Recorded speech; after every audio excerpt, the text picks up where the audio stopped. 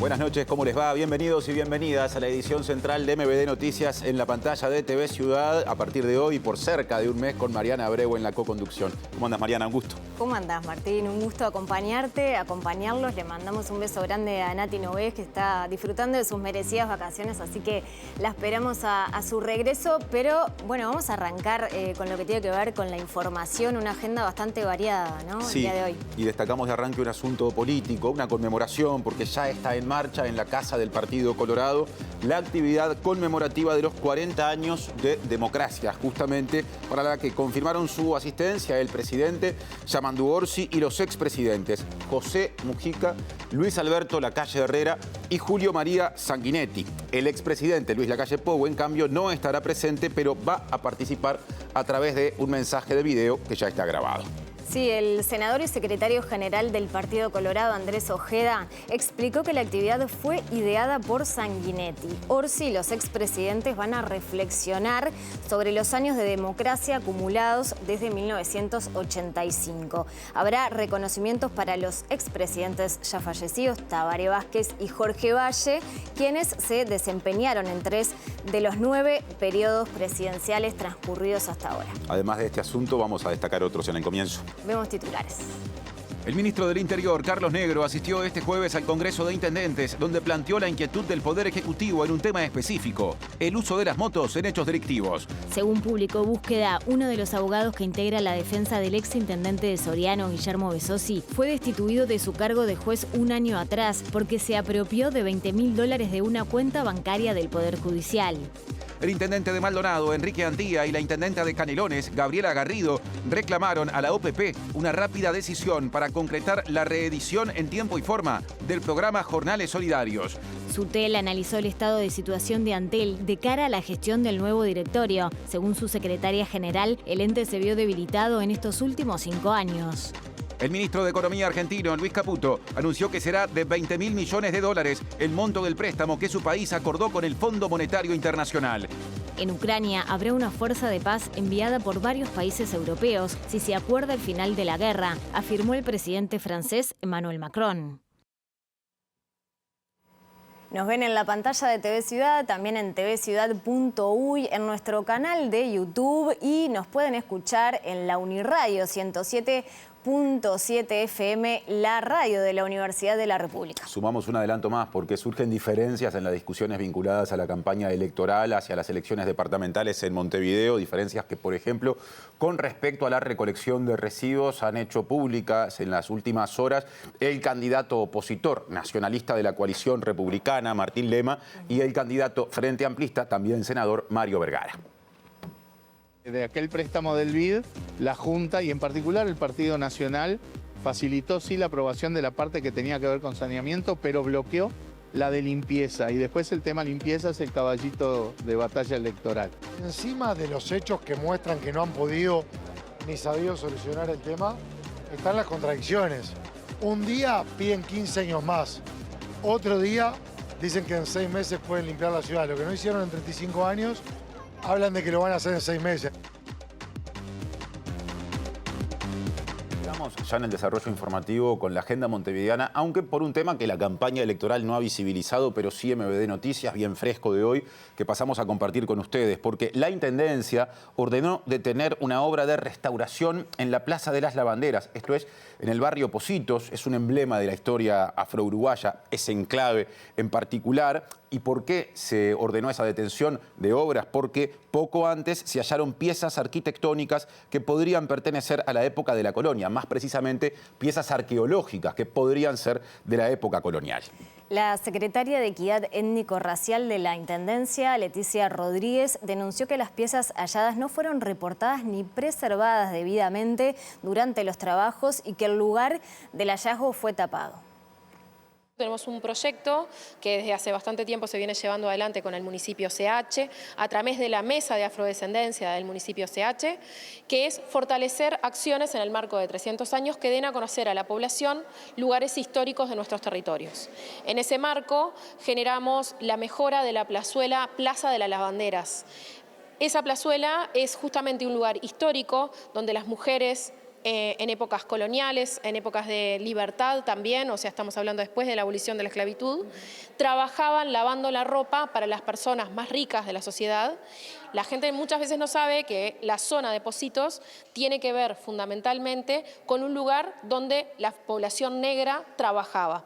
Por eso, Camino de los Hormigueros tiene que ver con las mujeres que caminaban por ahí para llegar a lavar la ropa. Hoy nos enteramos que el día 17 de marzo se encontraron objetos que tenían que ver con la historia antropológica del lugar. Aún no sabemos la datación, esos objetos fueron violando justamente todo el tema de cuando se encuentran objetos, hacer un procedimiento patrimonial, y que están guardados en un mueble, cosa que viola todos los protocolos. Efectivamente, hace poquito rato pararon la obra. Lamentablemente, cuando llegamos al lugar, el lugar ya estaba totalmente tapado y bueno, no, vamos a tener que ver cómo sigue este proceso ahora por Patrimonio de la Nación. Y cambiamos de tema porque el ministro del Interior, Carlos Negro, admitió ante el Congreso de Intendentes que su cartera está hondamente preocupada por la cantidad de motos en situación irregular que están presentes en el 45% de los delitos que se registran en el país. Y también dijo que le provoca dolor, que le duele la situación de las más de 5.000 personas que justamente viven en las calles. Están técnicamente en situación de calle a nivel nacional, de las cuales, dijo, cerca del 50% han pasado por el sistema carcelario. El Ministerio está hondamente preocupado, está diseñando estrategias para tratar de dar solución a un paliativo al tema de la circulación de motos en materia o en lo que respecta más que al tránsito, que no es nuestra competencia específica, pero sí el tema de la seguridad pública. Casi el 45% de las rapiñas se cometen utilizando una moto. No solamente se lleva un arma, sino que se lleva una moto. Duele el drama que estamos viviendo todos los uruguayos con la epidemia que tenemos de gente en situación en calle. Estamos hablando de cifras aproximadas, estamos hablando de casi 5.000 personas que están en esa situación hoy por hoy en el país. Esto es un problema que trasciende la seguridad pública, pero también que la lleva íncita. Es un problema social, es un problema de todos nosotros. Es un problema que se nutre de diferentes factores. Acá se mencionó con mucho tino, se habló de salud mental. Claro que sí, se habló de adicciones, por supuesto. Pero no hablamos de una vertiente muy importante que nutre a la población en calle, que es la cárcel. El año pasado salieron de la cárcel 10.000 personas. El sistema carcelario tiene 16.000 personas privadas de libertad. El año pasado salieron 10.000. La mitad de la gente que está en situación de calle pasó por el sistema carcelario. Ahora cambiamos de asunto otra vez. Les contamos que Nelson Rosa, que es uno de los abogados que defiende al exintendente de Soriano, Guillermo Besosi, fue destituido cuando trabajaba en el Poder Judicial por apropiarse de $20.000 de una cuenta justamente del organismo público mencionado. Sí, el profesional no está siendo indagado por la Fiscalía, pero en caso de que esto suceda, quedará suspendido en el ejercicio de la profesión. Nelson Rosa trabajó hasta febrero de 2024 en el Juzgado de Paz de Mercedes, cuando fue destituido por su manifiesta ineptitud para ocupar el cargo, según determinó la Suprema Corte de Justicia. La Corte decidió enviar los antecedentes del caso a Fiscalía debido a que, según estableció en la resolución a la que accedió búsqueda, las acciones del ex juez podrían tipificar figuras delictivas. Tras su destitución, Rosa pasó al ámbito privado como abogado y actualmente integra la defensa de Guillermo Besosi junto con otro equipo, entre los que está el reconocido penalista Juan Fagundes. El exintendente de Soriano es indagado por la fiscal Estela Alciaturi por reiterados delitos de peculado, tráfico de influencias, concusión, cohecho, omisión de denunciar delitos, abuso de funciones y cohecho calificado. Esto desde el pasado 13 de marzo, donde la jueza Jimena Menchaca determinó la medida cautelar de prisión domiciliaria por 180 días. Nelson Rosa no está indagado por la Fiscalía, pero en caso de que esto pase, implicaría que esté suspendido en el ejercicio de la profesión, ya que esto implica impatibilidad de abogacía. Rosa ingresó al Poder Judicial en 2017. Actualmente la defensa de Besosi espera la resolución de la apelación solicitada tras la acusación fiscal. A Rosa se le inició un proceso disciplinario por parte de la Suprema Corte de Justicia cuando el BROU comunicó el faltante de dinero y las acciones del entonces magistrado, quien en ese entonces trabajaba en una sede de Paysandú. Según detalla la resolución de la Corte, el sumario concluyó que Rosa se valió de un error administrativo para utilizar dinero que no le pertenecía. Sus acciones revisten tal gravedad que denotan ineptitud para el ejercicio de la función de magistrado, señala el comunicado. La investigación interna sugirió a la Corte imponer la sanción de destitución y el pase de los antecedentes a Fiscalía por la posible comisión de un delito de peculado.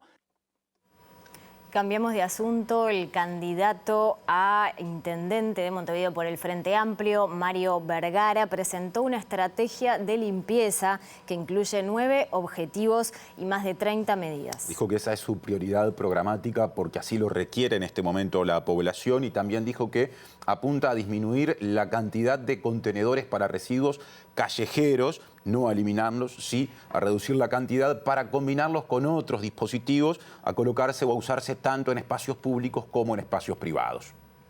Se presentó un mapa de Montevideo en donde se van a priorizar distintas modalidades de recolección adaptadas a la realidad de cada zona, lugares donde va a seguir habiendo contenedores barriales, pero también en otros lugares contenedores intradomiciliarios, contenedores soterrados, contenedores rurales, etcétera. Que no se interprete que lo que se va a hacer es reducir contenedores, se van a cambiar las modalidades.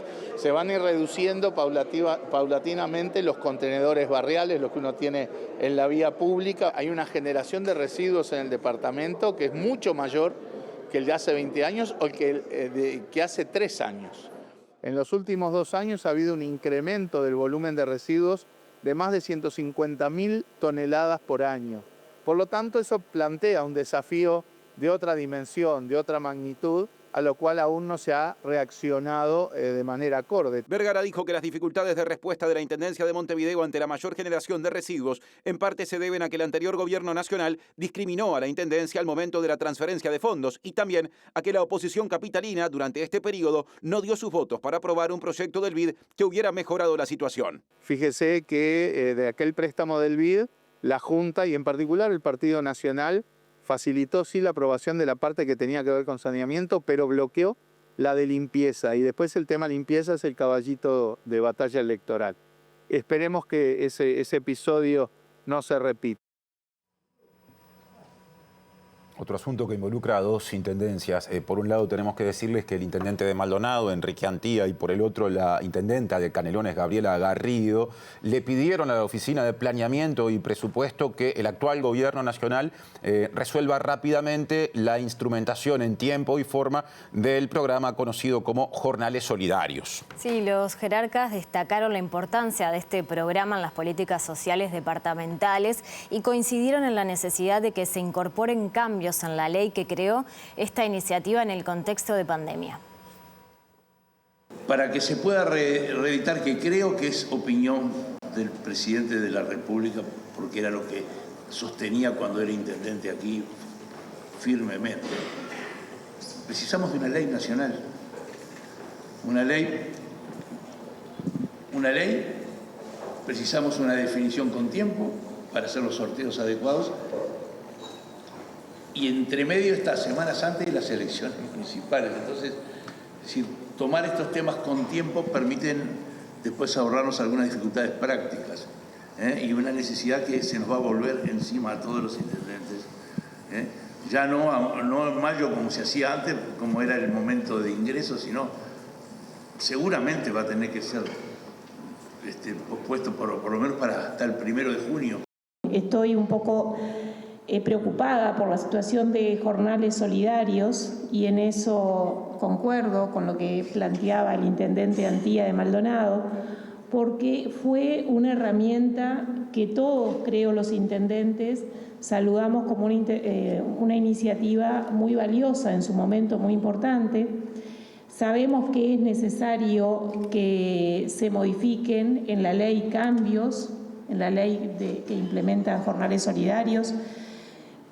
Se le pueden agregar un montón de cambios, entre ellos que se prioricen personas en situación de calle, que se prioricen mujeres jefas de hogar con niños pequeños o adolescentes a cargo, transversalizando lo que son las distintas políticas y prioridades o énfasis nacionales en este periodo.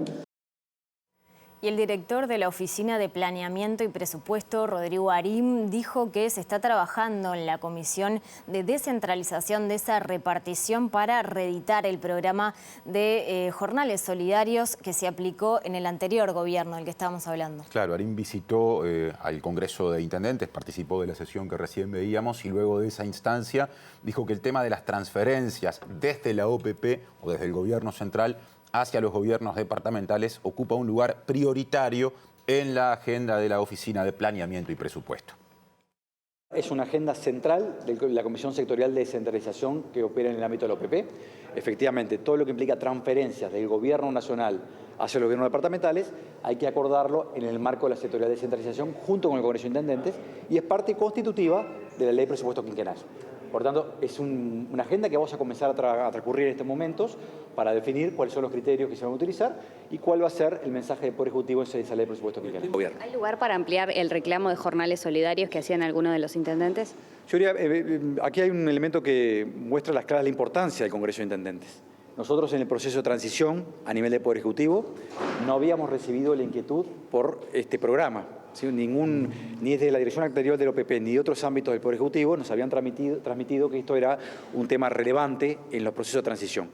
El Congreso de Intendentes, en la voz de intendentes provenientes de distintos partidos políticos, han transmitido con mucha claridad de que esto es un aspecto que les preocupa y mucho. Bueno, bienvenida sea esa inquietud, esa demanda. Estamos trabajando en OPP junto con el director de descentralización José Manuel Arenas, que acaba de ocupar el cargo, para intentar viabilizar un programa con estas características que sin duda va al encuentro de la necesidad del país.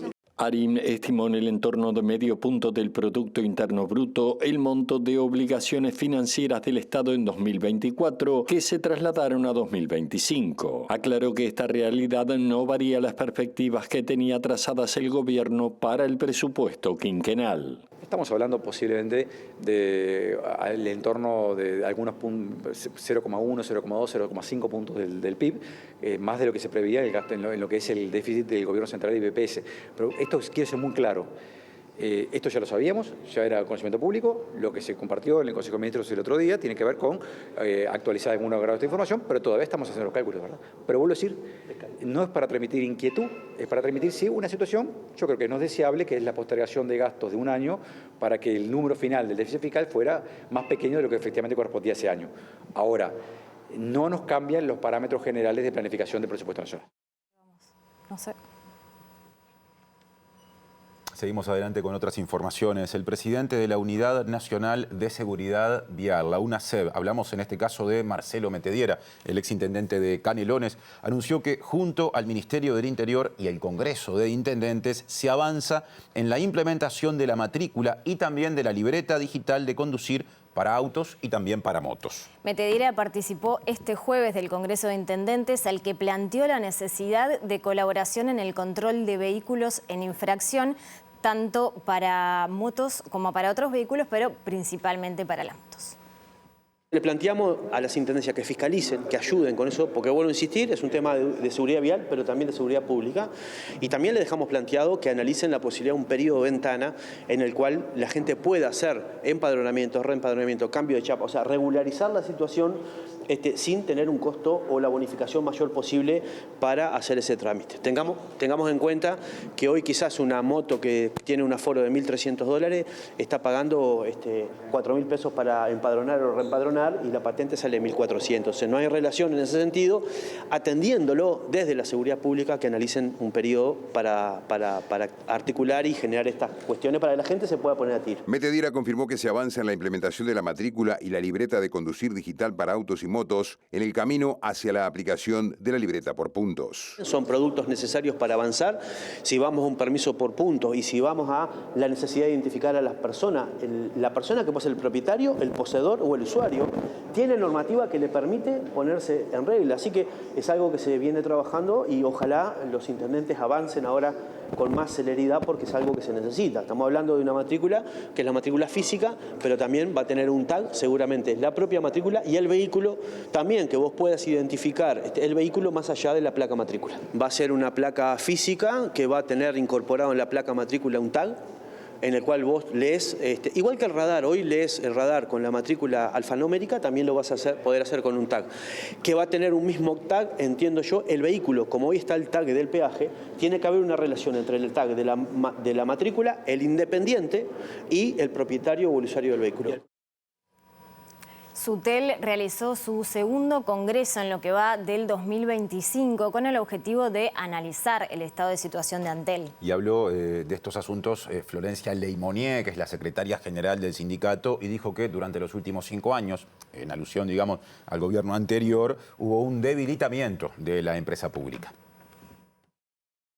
Principalmente toda la atención del área comercial de Antel, que está sufriendo un conjunto de dificultades, de problemáticas por falta de gente, porque hay un proceso avanzado de automatización de tareas, pero ese proceso no va en consonancia con la reconversión laboral, está desplazando un conjunto de compañeros y compañeras, y bueno, el Antel que teníamos en el 2020 dista mucho del Antel que tenemos hoy, y no porque estemos en condiciones superiores, al contrario, es un Antel que se ha debilitado profundamente. Los trabajadores hemos sido protagonistas de sostener una empresa en todo este periodo frente a los embates de un gobierno que la mejor empresa pública que creía tener era la que no existía o la que quedara reducida, y eso lo vemos a través de todo, las asfixias presupuestales. Bueno, el romper el monopolio de Antel fue una lesión muy importante. Todo eso es un debate que quedó suspendido, postergado y de hecho detonado en algún punto en estos 5 años de gobierno. Otro asunto ahora de la agenda social. El Ministerio, justamente, de Desarrollo Social realizó la primera reunión con el Consejo Consultivo de Personas Mayores. En este caso, con el fin de trazar una hoja de ruta del trabajo que se va a desarrollar durante el actual periodo de gobierno.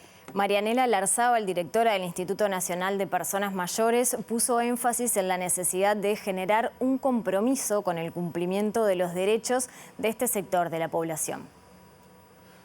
Los principales planteos son, en primer lugar, abrir el Consejo Consultivo de forma ampliada para promover la transversalidad, la interinstitucionalidad, el trabajo desde la participación y articulación con todas las instituciones.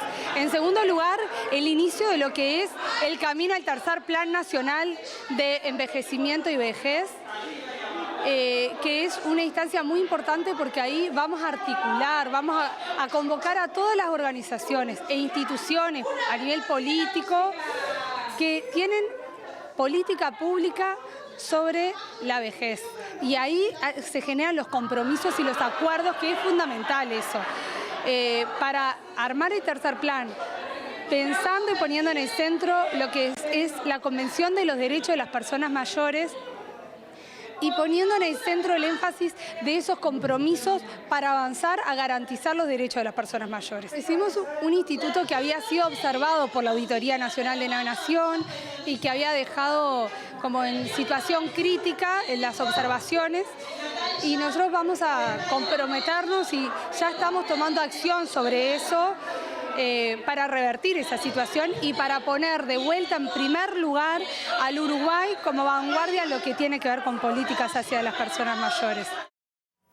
Y ahora hablamos de otro sector de la población, porque la futura presidenta del INAU, Claudia Romero, reconoció que hay un debe con el sistema de protección de 24 horas y adelantó que se va a trabajar en la formación de educadores y también con los adolescentes para que se visibilicen los riesgos a los que están expuestos. También fue consultada por la situación de las adopciones, reconoció que durante el anterior periodo de gobierno hubo más adopciones, pero dijo que faltó seguimiento de cada uno de esos casos.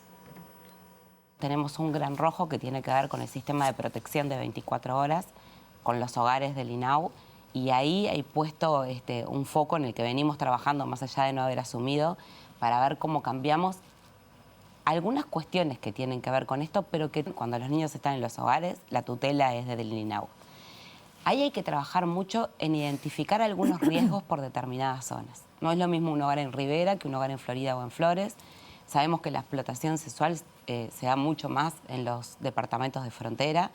Tenemos que reforzar mucho, primero, la formación de quienes están en ese hogar, para que se enciendan determinadas alarmas por determinadas situaciones que nosotros sabemos que ocurren, tenemos que trabajar con los adolescentes y las adolescentes para que visibilicen cuáles son los riesgos, porque muchas veces no visibilizan esos riesgos. Romero dijo que van a trabajar en el seguimiento de las adopciones y se buscará revertir los cambios impuestos por la LUC, que acortan los plazos y seguimiento de familias adoptantes. La adopción fue un tema muy promocionado en el periodo anterior y en la administración anterior.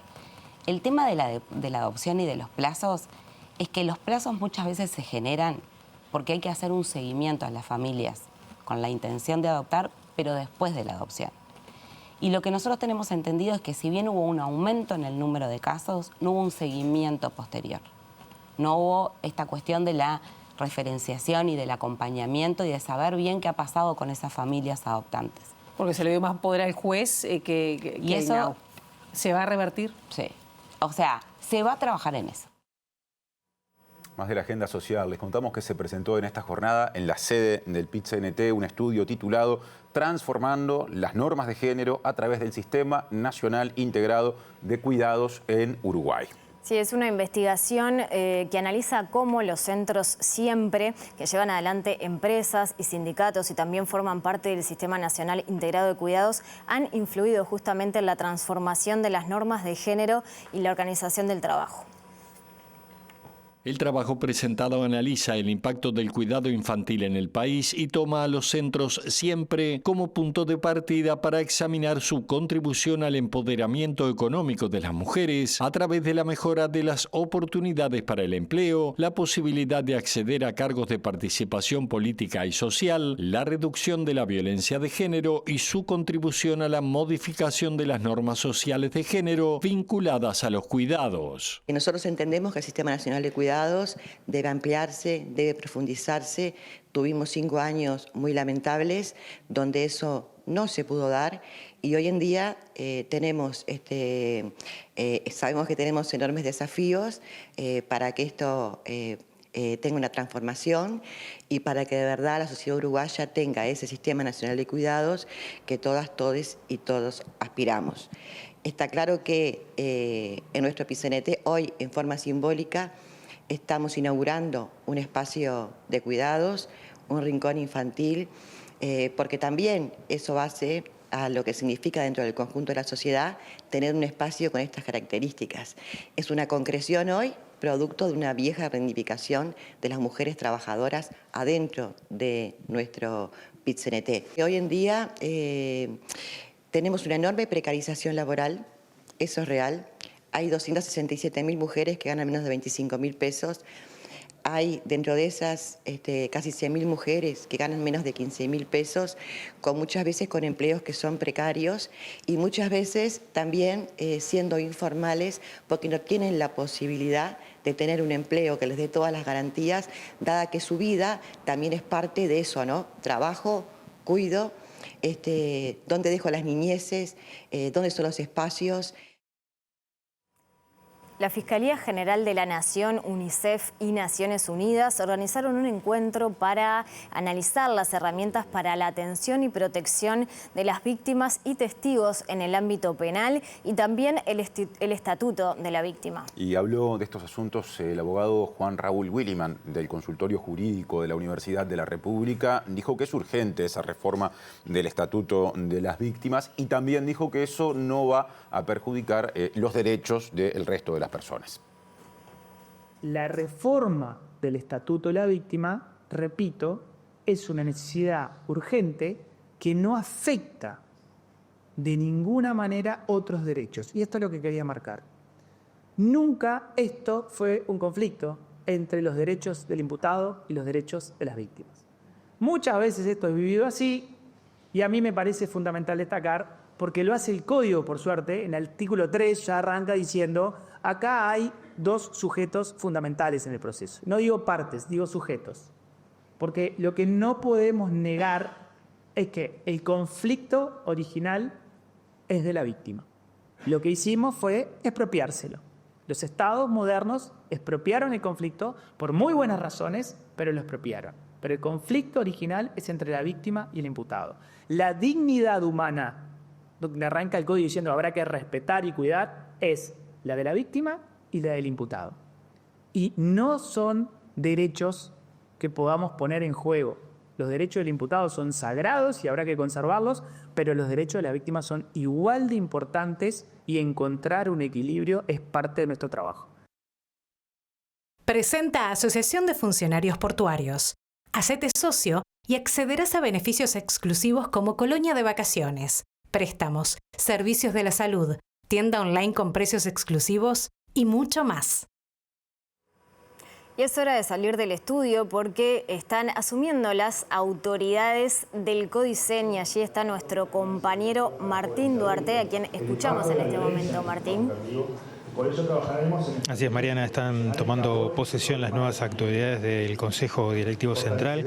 Como verán en mesa, además del ministro José Carlos Maía, se encuentra el presidente asumiendo Pablo Cajeni en estos momentos en la parte oratoria, acompañado también de las consejeras Elvia Pereira y Carolina Payas, que ya hicieron uso de la palabra, están asumiendo formalmente sus funciones en esta ceremonia. Recordar que quedará conformado el Codicen con los dos consejeros que ya vienen de la administración anterior, elegidos por el ámbito docente, Julio Mazzoni y Daisy Iglesias. Cuenta esta ceremonia también con algunas autoridades del gobierno, el caso del secretario de Presidencia Alejandro Sánchez, vimos por allí también a la ministra Lucía Echeverri. Si les parece, le dejamos con parte de lo que es la oratoria de Pablo Cajeni, que está asumiendo la presidencia del Codicen. Señoras y señores, este compromiso es una invitación a construir juntos la educación que queremos y necesitamos. La educación es el camino hacia una sociedad más justa, más democrática y próspera. Un Uruguay donde quepamos todos y todas, y sobre todo, donde nadie quede por el camino. Para concluir, quiero hacer mías las palabras de quien fue y será un referente para nosotros, dentro y fuera de las aulas, un maestro de todas las horas. Cuando por primera vez actué frente a niños descalzos, sucios y hambrientos, comprendí que ser educador era realmente un compromiso simultáneo con la realidad cargada de problemas y el ideal poblado de esperanza. Miguel Solá. Presenta Antel, con su plan Fibra Entretenimiento Estándar que incluye Disney+. Y ahora nos vamos a otro de los móviles porque nuestra compañera Abril Mederos está en la casa del Partido Colorado. Abril, contanos qué está pasando por allí. Uno no lee, pero tampoco improvisa. Sí, Mariana, buenas tardes para ustedes. Se está llevando adelante, hace unos minutitos empezó nada más, este evento que organiza el Partido Colorado a 40 años del regreso de la democracia, una iniciativa organizada por el expresidente Julio María Sanguinetti, que vale destacar fue el primer presidente electo luego del periodo cívico-militar, y lo acompañan también el presidente Yamandú Orsi, así como los expresidentes Luis Alberto Lacalle Herrera y José Mujica. También fue invitado a este evento, pero desafortunadamente no pudo venir ya que se encuentra fuera del país. El expresidente Luis Lacalle Pou habla en este momento Sanguinetti en memoria de esta fecha. Vamos a escucharlo. Eran los bancos. Yo hablaba tratando de concentrarme y cada tanto me desconcentraba un poco pensando en los bancos. Porque sabíamos que estaba fundido el 60% del sistema bancario y que eso, si el lunes había una corrida, terminaba con todo. Luego sufrimos, sí, una crisis bancaria y sabemos lo que es. Esta, como se evitó, ahí pasó, en la cual también hay un grato recuerdo para los grandes amigos que nos ayudaron en ese momento y a los que les debo una eterna gratitud, se la debe el país. Empiezo con Ricardo Pascale, que nos dejó hace muy poco y que fue un presidente del Banco Central extraordinario, junto a Ricardo Servino, a Luis Mosca y a Ariel Dabrié, que eran el acompañamiento teórico, pero Pascal era el que contorneó entre los bancos de aquí, de Chile, de la Argentina, para zafar de aquella situación tan crítica que realmente nos podía terminar. Ustedes miren, eres el cielo y el infierno, ¿no? Estábamos hablando de libertad, estábamos hablando de quiebras bancarias, ¿no? Pero esa es la vida del gobernante, esos son los desafíos que hay que afrontar. Y luego toda esa inmensa gratitud, porque empiezo por los correligionarios, digo, por Tarigo, que era un principista vertical, que nos acompañaba, Jorge Valle, con su efervescencia, su creatividad, el general Sereñe, del que arrastrábamos una muy larga amistad, una muy larga amistad. No siempre abierta, porque habíamos hecho la amistad en tiempos que ni él ni yo podíamos decir que conversábamos, en algunas épocas difíciles del país. Ni hablar Wilson, que pagó tan caro el precio, en fin, a su derrotero político, pero que tuvo luego la gran nobleza a partir de allí y de que salió de la cárcel, de poder contribuir a la gobernabilidad. Don Juan Piberi, una figura histórica tan representativa. Entonces, ese sentimiento de gratitud estaba presente en los momentos en que la preocupación lo dejaba. Y hoy lo siento mucho más fuerte que antes, porque hoy realmente... Presentó Antel, con su plan Fibra Entretenimiento Estándar que incluye Disney+. Uno de los temas de la semana, si no el gran tema de la semana, está vinculado a las amenazas de bomba que se recibieron en distintas dependencias de la Universidad de la República, también en shopping centers, e incluso también de ataques armados, aunque más puntualmente en este último de los casos. De eso hablará en su columna de hoy Ana Laura Pérez para brindar una visión desde el punto de vista de lo que implica en términos tecnológicos, qué tan preparado no está el Uruguay ante amenazas de ese tipo. Ana Laura, bienvenida. ¿Qué tal? ¿Qué tan preparado está el Uruguay ante amenazas de ese tipo? Bueno, primero, por empezar, es difícil contestar esa pregunta. Ajá. Porque una cosa, digamos, ahí también es entender que no todas las herramientas que la policía tiene deben ser públicas, porque también, si yo hago públicas todas mis herramientas, quienes son los delincuentes, por llamarlo de alguna manera, pueden defenderse mejor. Ahora, tampoco hay mucha claridad. Uno escuchaba al jefe de policía decir, en estos casos se requiere tiempo para investigar, y no queda claro si cuando habla de estos casos se refiere a los casos que involucran dispositivos electrónicos, claro, y las dificultades que implica rastrearlos. Por ejemplo, se habló de que el mail venía de Europa, de España, y en realidad es difícil saber si eso es así. Yo, si tuviera que apostar, diría que lo más probable es que se haya usado un VPN. ¿A cuál estás aludiendo? ¿De los mails recibidos o de los mensajes recibidos? Por ejemplo, que vemos en pantalla, o en realidad cualquiera de los otros. Este lo recibió la UDELAR. Exactamente. Saber el origen de un mail, el origen geográfico, el lugar desde donde se envió, el dispositivo que se usó, es muy difícil si una persona tiene un mínimo de conocimiento y se toma el trabajo de enmascarar eso, claro, usando lo que se conoce como VPN, que en realidad algunos lo conocerán mucho porque lo usarían en su momento para mirar Netflix de otros países. Era una cosa que hacíamos hasta que Netflix desarrolló una tecnología que lo impide en la mayoría de los casos. Pero hay algunos muchísimo más sofisticados que el que uno puede conseguir por $5 en Internet. Pero tampoco es que cuesten miles y miles de dólares. Claro. Tampoco es tan complicado. Entonces, en primer lugar, eso. Sí hay herramientas para ir desenmascarando. Pero si son buenos, es muy difícil porque triangulan. Van rebotando en lugares, en servidores de distintos continentes o países, entonces es muy difícil saber cuál es el origen efectivo de un mail. Ni hablemos de un barrio, una zona, un lugar, etc. Lleva tiempo. Entonces sí, es difícil en estos casos, ni hablemos del uso de celulares descartables, ahí hay que triangular antenas, pero si el celular... Se decía que las primeras 2 amenazas al Montevideo Shopping eran del mismo celular. Lo más probable es que ese celular ahora esté en un contenedor en algún lado. Y se utilizan chips que son descartables, que se compran y se tiran, lo que llamamos normalmente tarjeteros. Esta etapa en la que estamos de viralizaciones, de redes sociales, que acontecimientos de este tipo le pueden dar una gran y rápida repercusión. ¿Vos pensás que inciden en que se den aquí en Uruguay y en otros lugares acontecimientos como aquellos de los que estamos hablando? Bueno, a ver...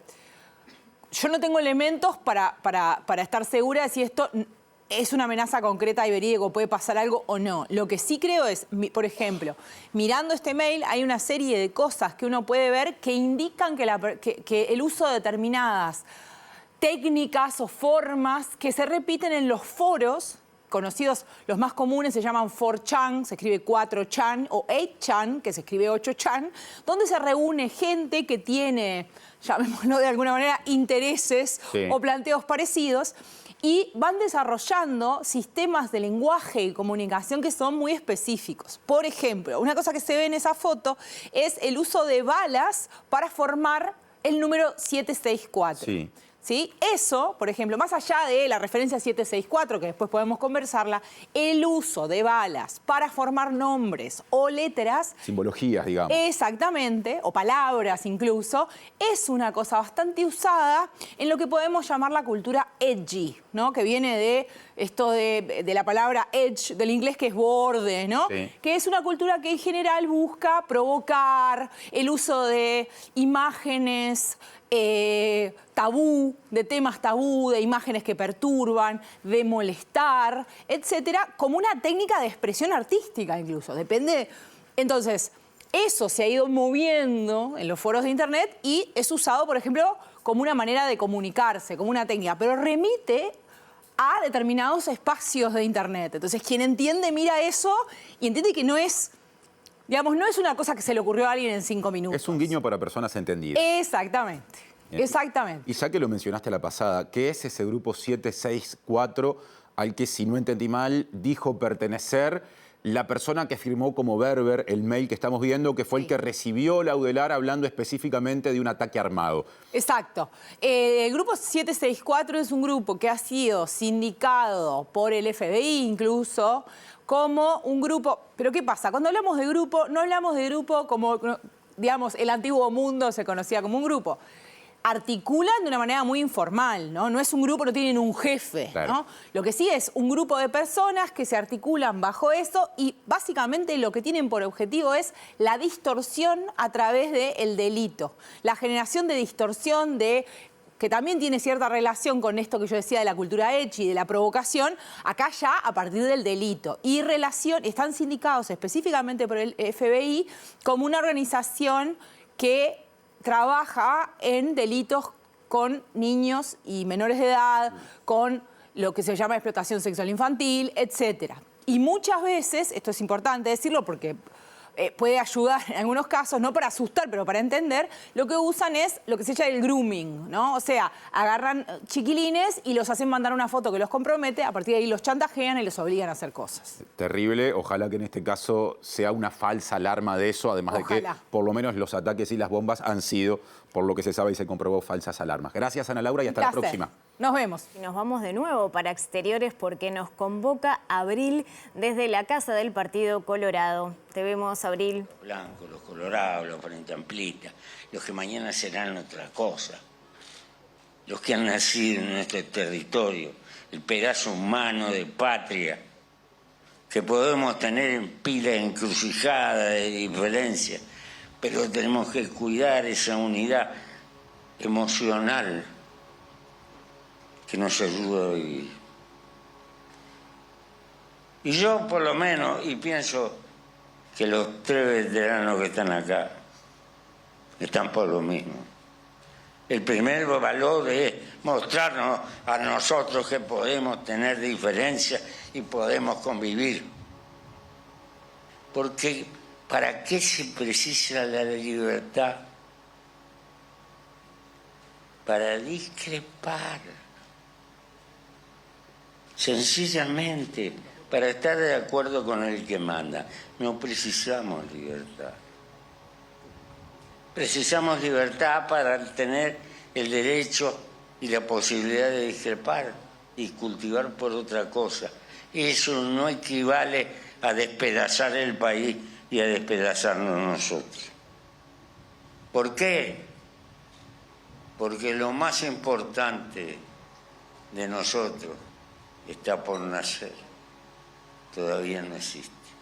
El ayer es hermoso para componer tango. para cultivar la melancolía.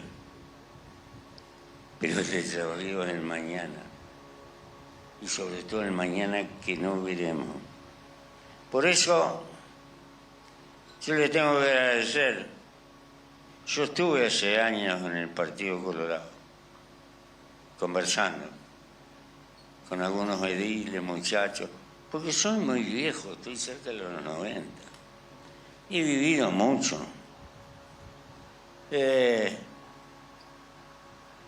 todavía me funciona la memoria. ¿Y saben por qué estoy acá?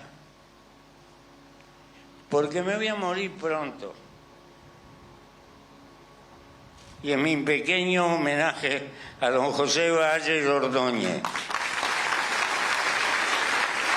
Presenta Mercado Agrícola de Montevideo, en el corazón de un barrio donde late la ciudad. Mercado de Historias. Mercado de Historia.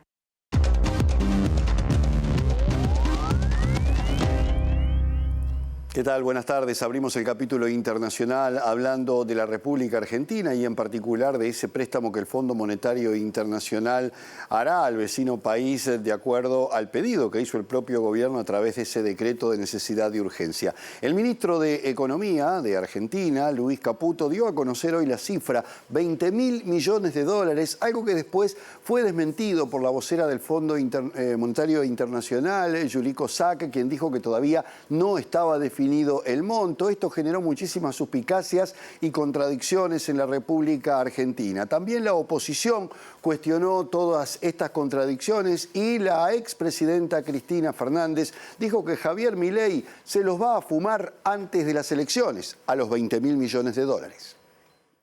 En conferencia de prensa, el ministro de Economía argentino, Luis Caputo, indicó que la cantidad acordada con el organismo internacional es de 20.000 millones de dólares de libre disponibilidad para reforzar las reservas del Banco Central, que subirán a los 50.000 millones de dólares. Sin embargo, la Casa Rosada vivió una mañana de tensión después de que el Fondo Monetario, a través de su vocera Yuliko Sak, desmintiera al ministro de Economía, afirmando que su directorio ejecutivo determinará en última instancia el monto o tamaño del programa, mientras que desde el entorno íntimo del presidente aseguraron que el acuerdo para salir a decir públicamente la cifra del préstamo fue entre el ministro Caputo y la titular del Fondo Monetario, Kristalina Georgieva. El vocero del presidente Milei, Manuel Adorni, salió minutos después de las declaraciones de la vocera del fondo a dar una conferencia de prensa en la que evadió responder sobre las afirmaciones de COSAC y se limitó a decir que claramente está todo definido y que por más que los detalles del acuerdo sean confidenciales, aclaró que la cifra fue proporcionada de acuerdo con el fondo para cortar con las mentiras que, según ellos, dijo la oposición. La expresidenta Cristina Fernández advirtió que el gobierno de Javier Milei se va a fumar de acá a las elecciones de este año los 20.000 millones de dólares y calificó al ministro Caputo como denominador común de la deuda argentina, en consonancia con las denuncias de la oposición de que el préstamo es político para darle respaldo al gobierno de aquí a los próximos comicios legislativos. Hace ya varios días que se viene generando una situación bastante particular en Turquía. Tiene que ver con el encarcelamiento del alcalde de Estambul, Ekrem İmamoğlu, que es el principal contendiente del presidente Recep Tayyip Erdogan, que ya hace 22 años que está en el poder en ese país. Hay varios motivos por los cuales lo han apresado a este hombre que se considera el principal opositor del Partido Socialdemócrata, que le podría disputar a Erdogan, el gobierno de Turquía. Las manifestaciones se han dado en estos días, hay casi 2.000 detenidos por parte de la policía turca que acusa a la oposición de tratar de desestabilizar al país. La propia Unión Europea ha condicionado la presencia de Turquía a la cuestión de la democracia en ese país que se ha visto afectada por este episodio y otros que se vienen arrastrando desde hace mucho tiempo. El alcalde detenido de Estambul, Ekrem İmamoğlu, puede ser candidato presidencial incluso desde la cárcel, afirmó este jueves Özgür Özel, líder del Partido Socialdemócrata, Partido Republicano del Pueblo, la principal formación opositora de Turquía, y aseguró que derrotará al presidente Recep Tayyip Erdogan en las próximas elecciones presidenciales previstas para el 2028. İmamoğlu, alcalde de Estambul y considerado el principal rival político de Erdogan, permanece en prisión desde el 19 de mayo marzo, acusado de corrupción y vínculos con el terrorismo, cargos que él rechaza como fabricados, y un día antes de su arresto, las autoridades turcas anularon por irregularidades administrativas su título universitario en Administración y Dirección de Empresas, requisito indispensable para competir por la presidencia del país. Pese a las 1.900 detenciones realizadas hasta este jueves por la policía turca, estudiantes universitarios prometen continuar con las protestas, mientras que el ministro del Interior, Ali Yerlikaya, informó que 1.879 personas han sido detenidas hasta ahora desde el inicio de las protestas y 150 agentes antidisturbios resultaron heridos, al tiempo que acusó a los manifestantes de atentar contra la unidad nacional y la moral y los valores familiares. Gonul Tol, directora del programa turco en el Instituto de Oriente Medio, sostiene que ese arresto obedece a una determinación de Tayyip Erdogan de perpetuarse en el poder que ha ejercido por 22 años y que intenta convertir al país en una autocracia al estilo ruso, donde pueda elegir a sus propios oponentes y no haya sorpresas en las urnas. Presentó Mercado Agrícola de Montevideo, en el corazón de un barrio donde late la ciudad. Mercado de Historias. Mercado de Historia. Viernes 28 de marzo en Capital y cercanías, por la mañana se espera que el cielo esté nuboso y cubierto. Atención, y además con precipitaciones y tormentas, nieblas y neblinas. Y por la tarde y la noche, cubierto a nuboso, precipitaciones y tormentas, pero mejorando y se mantienen las neblinas. Temperaturas extremas pronosticadas para mañana, una mínima de 20 grados y una máxima de 25. Bueno, el sábado mejora, En la mañana va a estar algo nuboso y en la tarde claro y algo nuboso. La temperatura máxima va a ser 25 grados y la mínima 19 grados. Estamos llegando al final, ya está por empezar Lado B en la pantalla de TV Ciudad y sobre el cierre de Lado B estará al aire la edición de MBD Noticias en síntesis para tener un resumen justamente de lo que dejó esta jornada en materia informativa. Bien, nosotros nos reencontramos mañana a las 8, está la primera edición de MBD Noticias, al mediodía y luego a la tarde. Muchas gracias por estar, hasta mañana.